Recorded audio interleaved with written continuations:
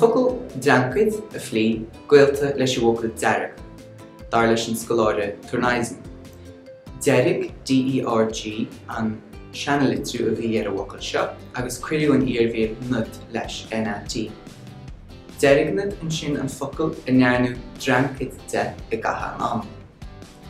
Bhliain Caitríona Fáidí, príomhcharachtar an uaiscéal Léinn Cheiltigh le mát nó cain, leas as a bhocail seo agus iad tuairt amach faoin na cúrsa nóra na gosal lofa leis an máiste scoile. Ní raibh sí aon láig scoilíoradh ó bháisteir a deir Caitríona Fáidí san uaiscéal, agus is dearg deanamh trísleocht dreancaide an tab BC.